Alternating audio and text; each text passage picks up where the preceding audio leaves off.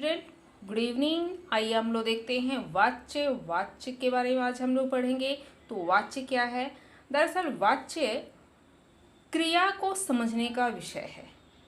वाक्य में जब क्रिया का प्रयोग होता है तो यह हम वाच्य के माध्यम से समझने का प्रयास करते हैं या पढ़ते हैं कि क्रिया का आधार क्या है, क्रिया का प्रयोग किसके आधार पर किया गया है। ठीक है, यानी कर्ता के आधार पर, कर्म के आधार पर, या स्वयं क्रिया की प्रमुखता के आधार पर, या भाव की प्रमुखता के आधार पर। जैसे ये उदाहरण देखिए, राम खा रहा है।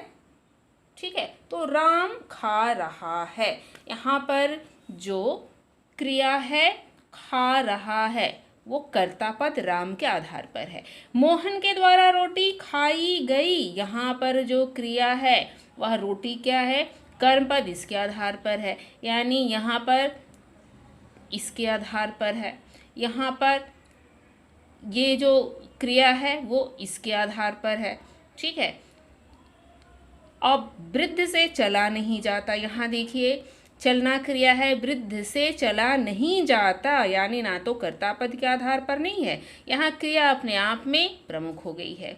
उसी प्रकार वह भिखारी को दान देता है, वह भिखारी को दान देता है, दान देने का कार्य कौन कर रहा है, वह कर रहा है, तो यहाँ पर ये क्रिया वह के आधार पर है।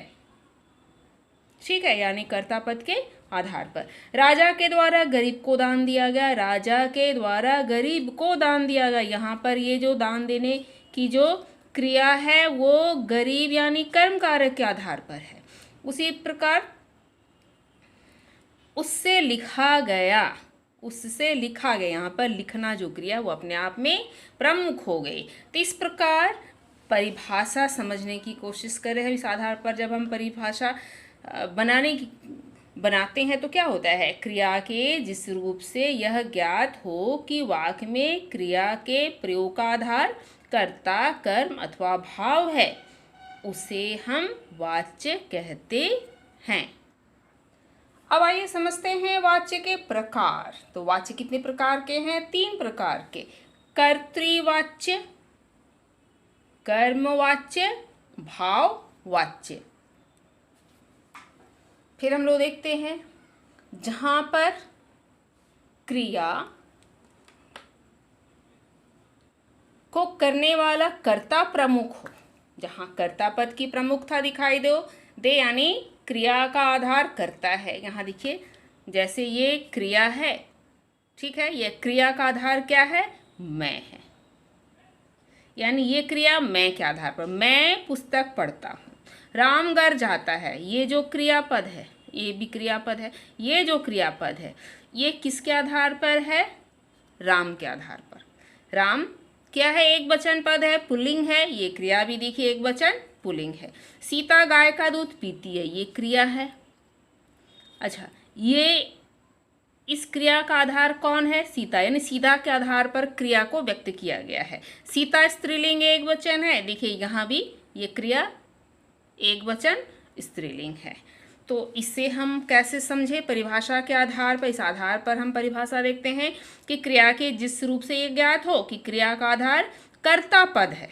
ठीक है, यानी ये क्रिया हर हाल में कर्ता के आधार पर, नहीं कर्ता जो है वो एक वचन है, पुल्लिंग है, तो क्रिया भी उसी अनुरूप हो, तो उसे हम कर्तृवाच्य कहते हैं।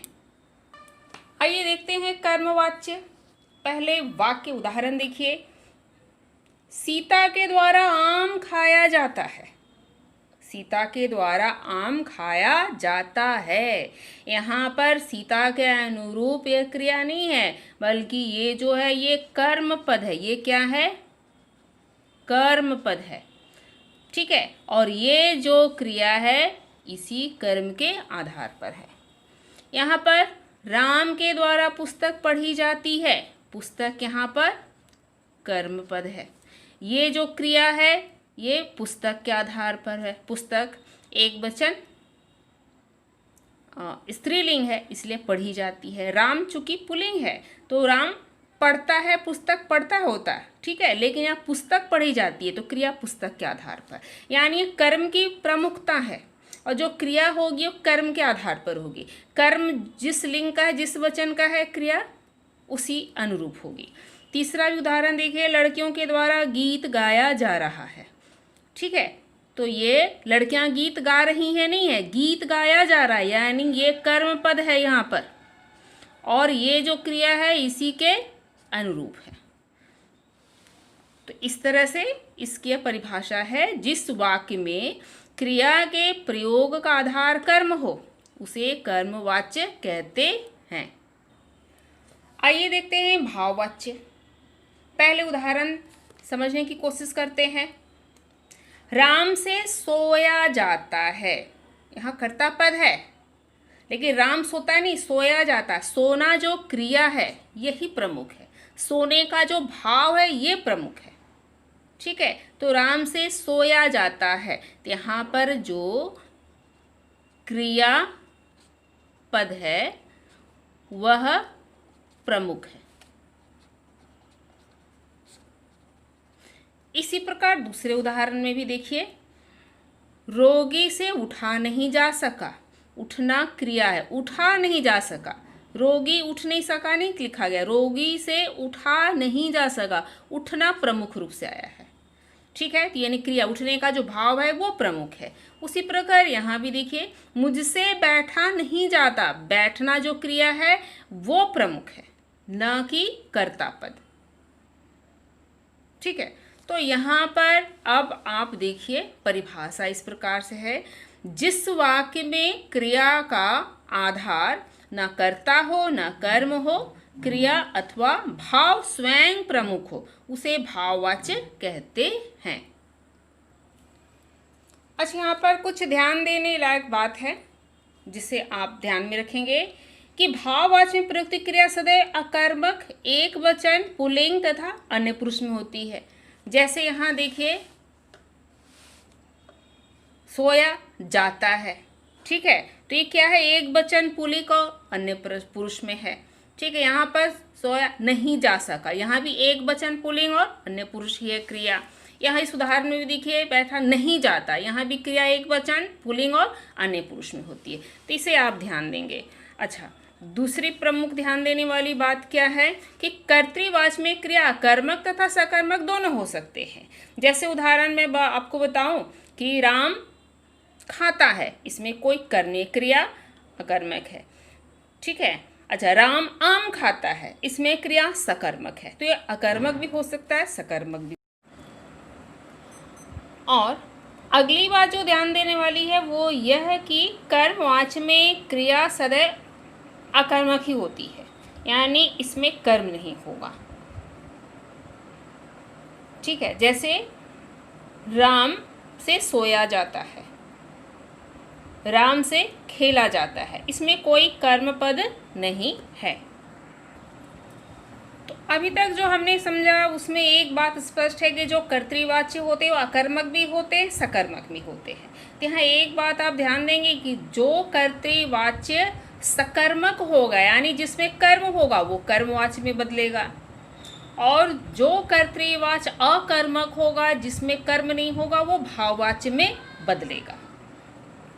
तो तीन बातें हैं कि कर्तृवाच्य अकर्मक और सकर्मक दोनों होते हैं, लेकिन कर्मवाच्य केवल सकर्मक होते हैं, भाववाच्य केवल अकर्मक होते हैं। इसको इस तरह से देखिए, राम खेलता है, इसमें कोई कर्म नहीं है, तो ये भाववाच्य में बदलेगा। जैसे राम से खेला जाता है, ये हो गया भाववाच्य। ये है कर्तृवाच्य।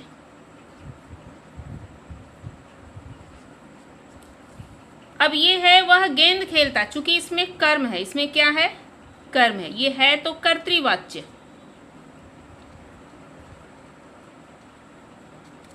तो इसलिए ये चूंकि कर्म है तो ये हमेशा कर्मवाच्य में ही बदलेगा। जैसे राम से गेंद, तो राम से गेंद खेली जाती है, तो ये कर्मवाच्य है।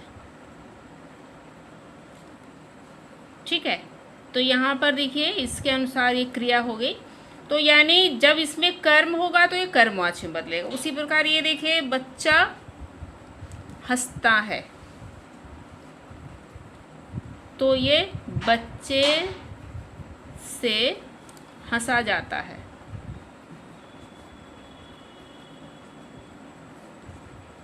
भाववाच्य,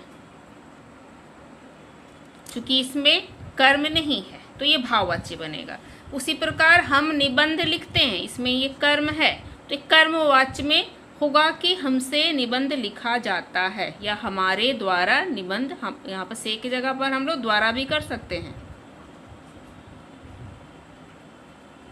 हमारे द्वारा निबंध लिखा जाएगा।